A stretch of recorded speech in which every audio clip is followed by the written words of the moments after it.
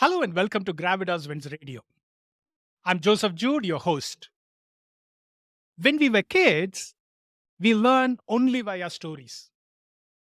They could be fables, parables, short stories, or even novels.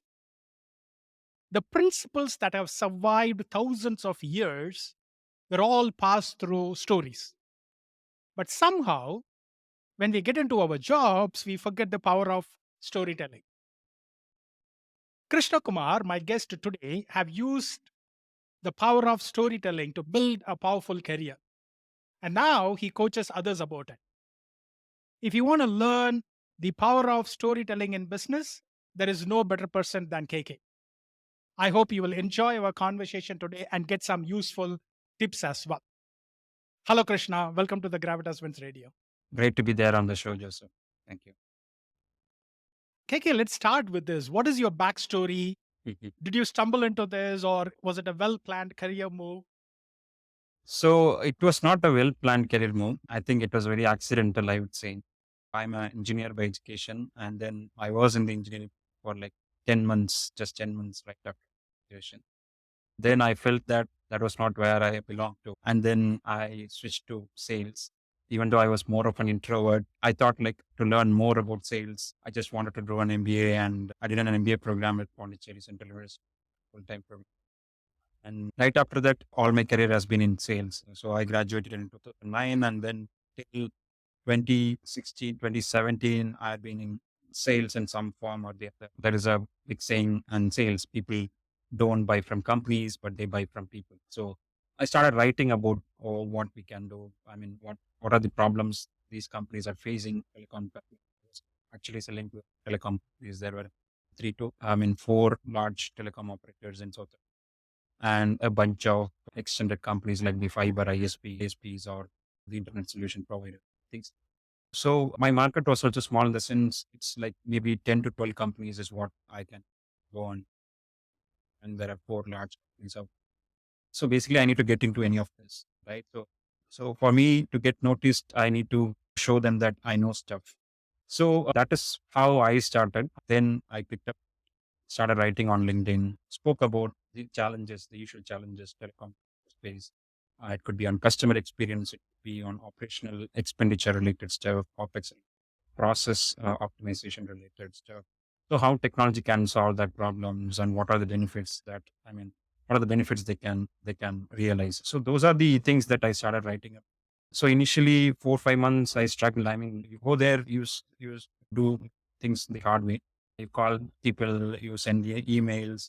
The response rates and other things were very low. It is quite natural because coming from nobody, why would somebody respond? So once I started doing this over a period of time, then there was a difference in the response rate. So when I send an email, LinkedIn message or something, then I started getting more responses. The response rates started like I started getting meetings with the head of departments or the VPs.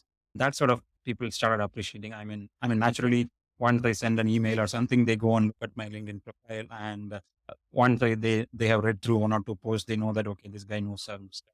Maybe give some time. So that's how I actually. It was a very accidental coincidence, or born out of necessity at that. Is storytelling in business only useful for sales and marketing? How about somebody like me who is in technology, purely into coding, purely into software development? Is that useful at all? Yeah, it is useful. At the end of the day, what sales or marketing does is take the technology products. I mean, I have been selling mostly technology products or services. So we just articulate it in a different manner mostly from a customer point of view, right? Like what generally have felt or seen with our tech leaders is they try to make their product or service as the hero, which is a big mistake they do because they're so passionate about what they have built, the type of technologies, the latest tools they have used, all of that is fine, but at the end of the day, technology is just a platform to achieve certain things, right? Like the end goal is a business benefit or you are solving some pain. You're basically doing only two things, right? Like either you're unlocking a new opportunity or you're solving a pain. So, I mean, technology is trying to do either of that in most of the situations or both in certain situations. So it is useful for all sorts of professions, I would say, right from HR, because there is a lot of interest at the point of time to build an employer brand, because no more it's like an employer's market. It's more like an employee market, even though current situation now is more like a very tight and situation. But I think HR is trying to build, or the overall leadership is also building an employer brand. Employee storytelling matters. Even at a project level, a project manager can do, a team leader can storytelling. So it can be applied across functions, across layers. Okay.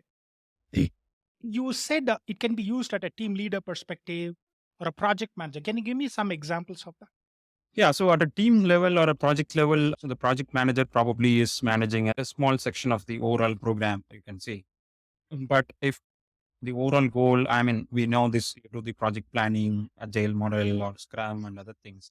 But what if we do it like, I mean, the programmers who are doing this, right? Like basically the manager is managing the team members or the software engineers.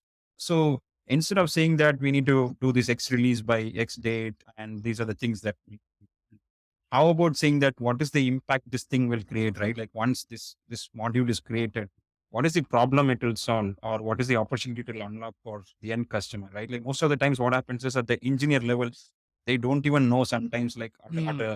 which customer, for which customer they are working, for which project they are. I mean, what is the business unit for which they are working, what that business unit does actually, and then why this project has come to us, things like that, right? Like if you know that thing, right, like the basics, then an engineer will know the overall picture, the whole picture, and within that, where this probably this small work is going to fit in, right? Like then we will be in a much more better position and informed position to work on it.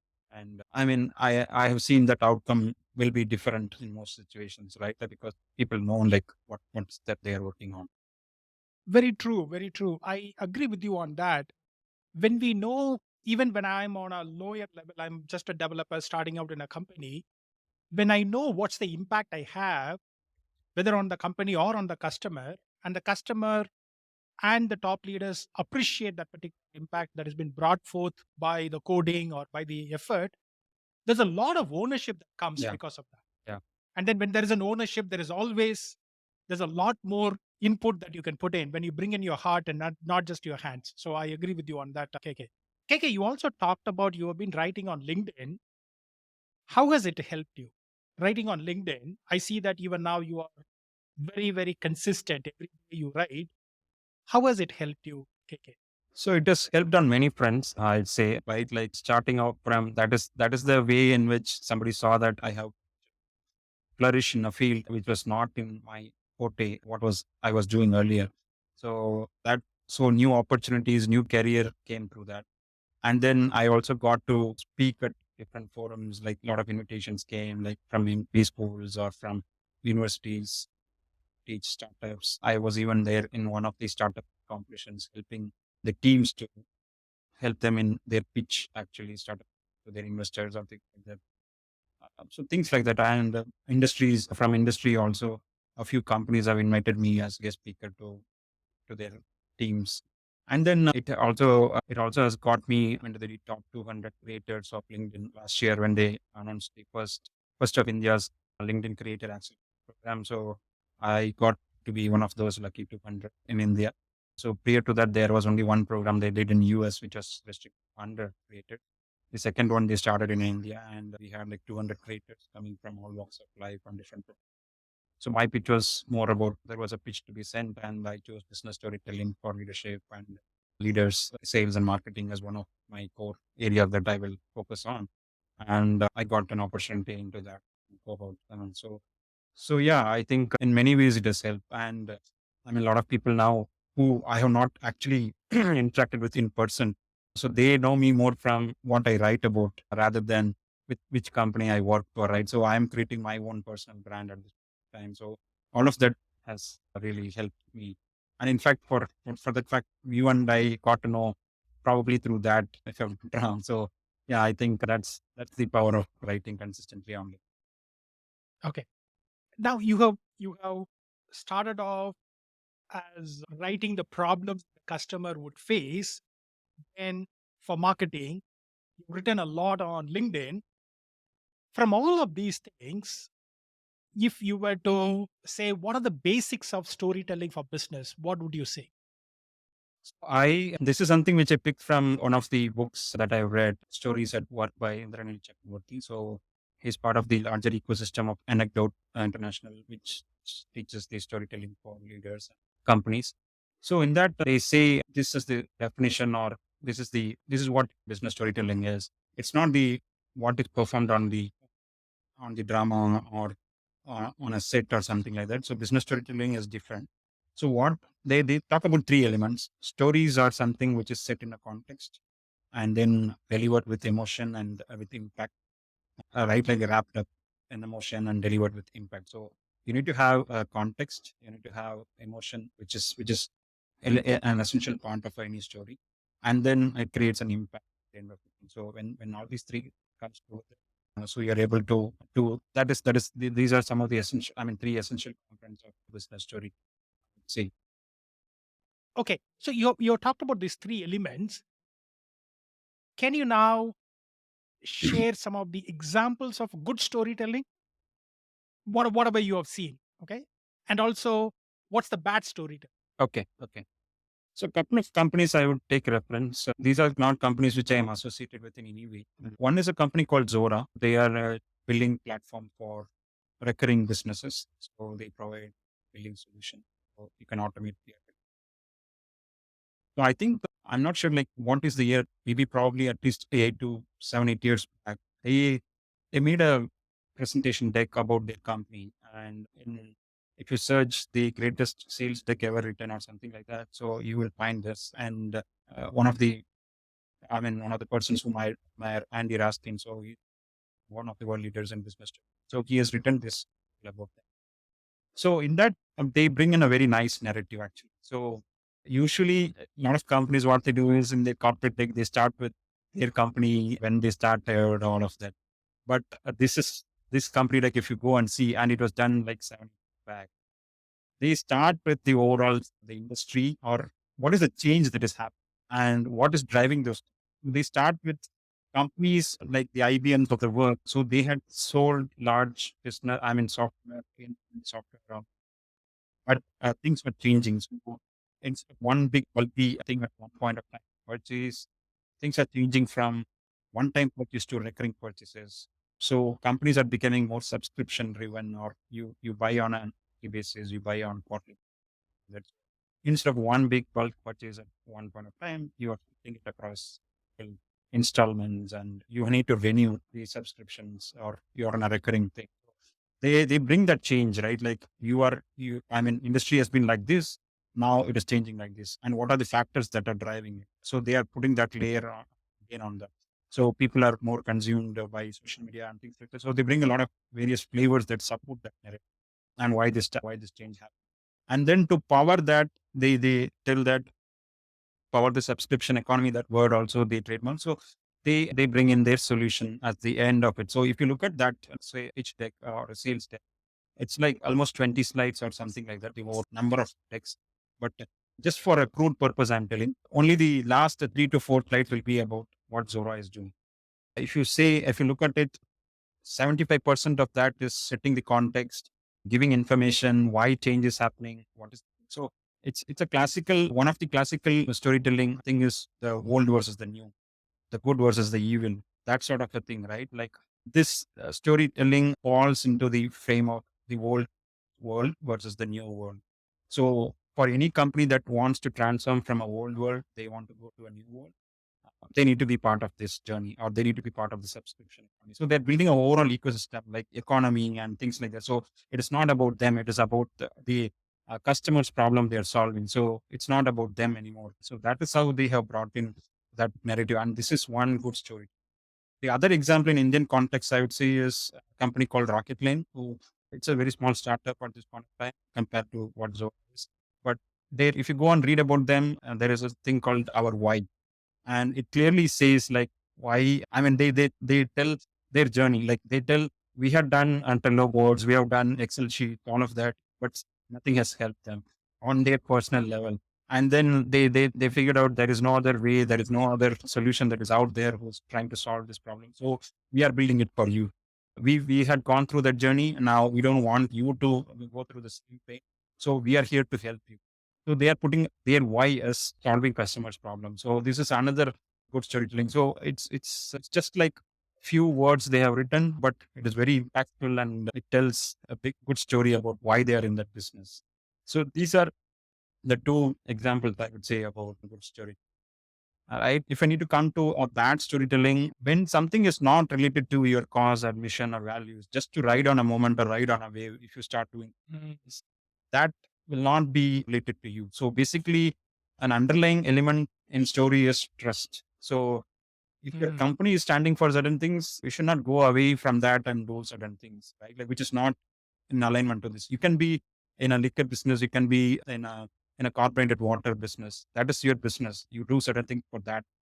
Now going and telling certain things, right? Like which is not very much in that scope and trying to like associate it with everything that is happening around the world because these days moment marketing and other things are there. So anything that catches the trend becomes viral. Everyone wants to go and ride on that wave. But the point is, if it is not aligned to the purpose, trying to associate with that is not going to help you. For example, in one situation, McDonald's, I think McDonald's. So they in UK they try to bring about a campaign about how some, I mean, there was a mother and son, they are walking and after burying their father and then they go when the mother takes her son to a McDonald's shop and his son orders a fillet of fish or something, fish stuff. And his mother says that your father also used to like. So that's very bad stuff, right? Like we're trying to be taking on emotions and that is a wrong emotion to pick. Somebody's father has died and you're associating that with, okay, your father used to like this and now you're also like this. This is really bad. And there was so much outrage and things like that that happened around that. That's one major change. Relevance is more important to what you're doing and not just, I mean, going on every other thing, right? That's one big thing that people should avoid in bad. Thanks for both the examples. Speaking of this storytelling, as an executive, and I'm sure now that you are leading the marketing teams and that you have done this, there's a lot of numbers and charts and all of those things we need to present. Yeah. Now, sometimes it could be for internal meetings, it could be for board meetings, it could be in a CXO meeting, but sometimes it could also be on a client. How do I bring in certain kind of a narratives when I'm presenting numbers? Yeah. So here I want to take the example Professor Ashwath Damodaran, the New York professor in valuation. So he says every number in a valuation should be backed by a story and every narrative should be backed by a number. So it is so much influence in valuing a company itself. What maybe like 5 years or 10 years back, what you would have thought like it's a pure Excel sheet driven stuff valuation of identifying the share price of company, future share price of company, and then you going and making that in. So he himself is advocating that every number should be associated with the backstory and every narrative should be backed by a number. So basically, that is how much important numbers and stories go together.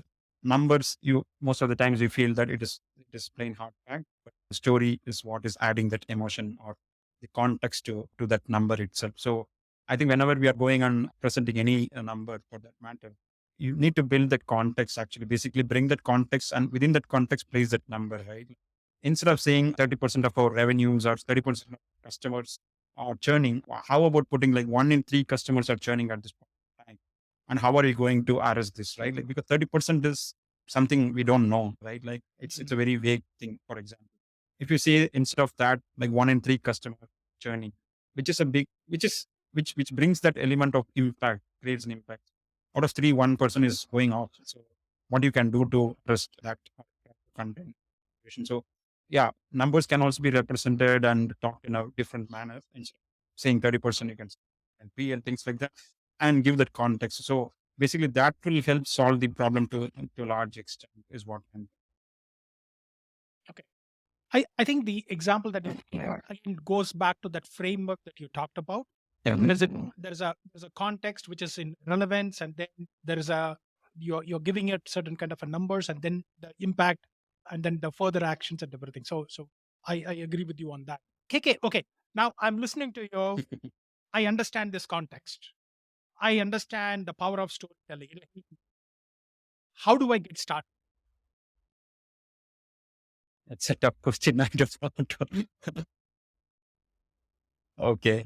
So Joseph, for me, how I once I decided, I'll tell like how I went through this journey, right? Like, because I got into this without knowing what it is, and Mhm. because certain natural things were there for me, just more of my own personal strengths.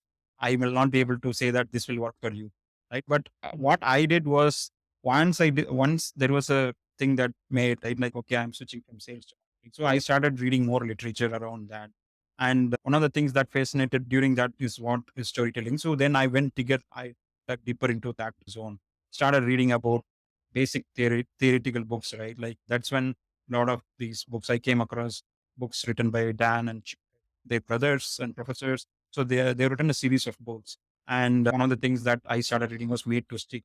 So it was a very interesting book, one of the must read books for business storytelling aspirants. Anybody, right? Lot of business books have a lot of business stories, I would say, or stories in a different context, but told in a business context. So that is something which somebody can start with. The second one, which I also stumbled upon, is in our internal chapter about the stories at work.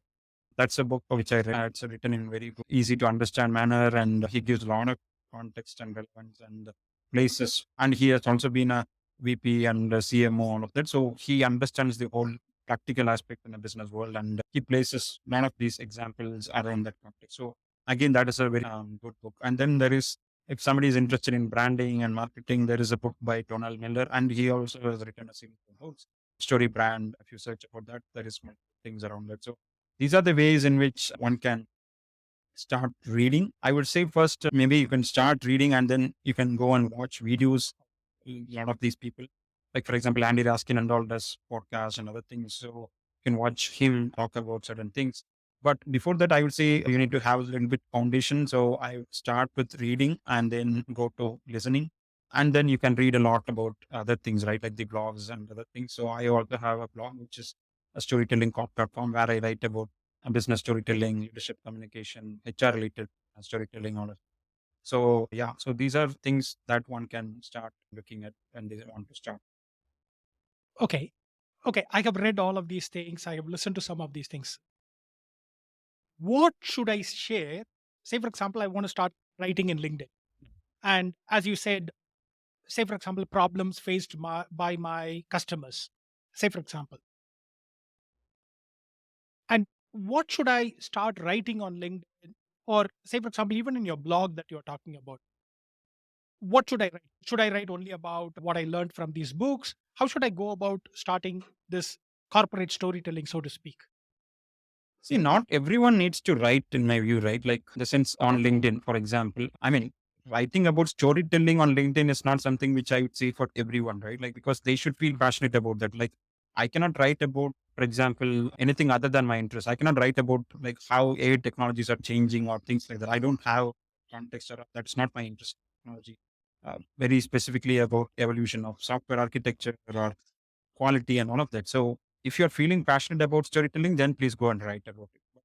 I don't think it is, and for everyone they have some certain sweet spots and they're interested in. So one person has to sustain and write for a consistently over a period of time. That person has to have certain love and passion for that thing and curiosity to learn more and stay at it. So I'd say that only if you are interested and you want to pursue this as one area of interest, yes, please do and write about whatever you learn. Or you can also apply. Okay, if I were not to apply storytelling, what I would have done, and if I were to apply storytelling and deliver this way, how would I have done this, right? Like you can juxtapose these two situations and see like what is the difference. You can explain that. For example, you can pick up anything, right? Like for example, recently I wrote about a couple of things. Like one is about how companies are telling stories. I mean, in their homepage, first scroll of that page, because that's when people land, that's what they're going to see. And are they able to communicate rightly what problem they are solving and what customer get out of that? Have they clearly solved that issue for them, or is there a vagueness in that? So those are things that I have dabbled on. But again, writing on LinkedIn, yes, of course, anyone and everyone whoever wants to be, I'd say that maybe they should go with so that it helps in building their own personal brand, but also because not everyone, I mean, for example, when I started my career, like in 2020 years back, so it's a lot of things which I had not known then.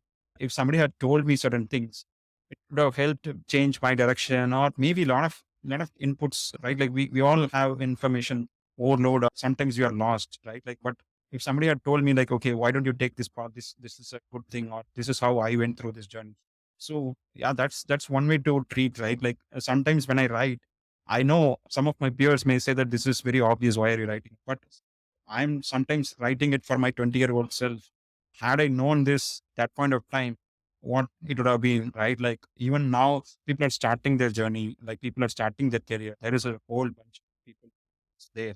So they all need this information. And we have come through this stage. So I'm not writing for probably that point of the writer for my peers. Maybe they are experts in that. I'm writing it for my own 20-year-old self, somebody like me who is in that stage at this point of time. So probably for him or her, it is useful. So, I mean, that is something which you can pick and write, like your area of expertise, whatever you feel comfortable sharing, please. Fair point. Fair point. KK, you talked about you analyzed the first fold of companies. What did you learn from? If I were to have a company, Yeah. and if some of the executives of the companies are listening, what should be in that first fold?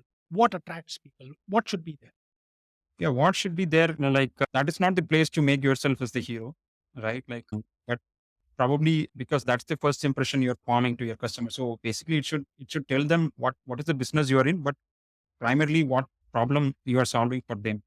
Right? I mean, Basecamp is one company which is in the project management software or something, and they have revamped their website. But this is something which I wrote some time back, so I had their homepage. So in it, it had a very clearly they have distinguished. So people are having multiple things at multiple places. It's very unstructured. So I'm before Basecamp, this is how your life will be. Is actually, and after Basecamp, this is how your life will be. And then they are giving a call to action. How can they go about change their in a world, right? Like so it was very clear. So they are helping solve their unstructuredness in companies, I mean, in executives' life, which is very chaotic, messy, and they're not able to meet timelines. All of now with that, with Basecamp, they are able to streamline things. They're able to give back time to them. They're able to give back peace of mind, all of that. So that's one way to look at it. And that is one good example, which I would say that one should go about, right? So basically tell in clear, simple terms what you're solving and what is the benefit they're going to get. How can people connect with you, yeah, online? Yeah, I'm very active on LinkedIn, like what you said. So my ID is storyteller Krishna or something. I can give you after this thing. So that's the most, I mean, active and more quicker way to connected and responses. So yeah, I would say that LinkedIn is the main thing. And yeah, it's- You- LinkedIn URL itself tells you a brand story, Krishna. yeah. Lovely. KK, thank you for taking the time. But I ask about three rapid fire questions to all my guests. Okay. And I'm going to ask you that. Okay. And given your context, I'm sure you're going to give me an interesting answers. What's the kindest thing anyone has done for you? In my second job, I would say. So I was in a very new city, like Tirupur and Europe. And the person who was managing that unit, so he was actually, I mean, I was very just like out of college, like just 1 year out of college, and I was very lost actually at the point of time.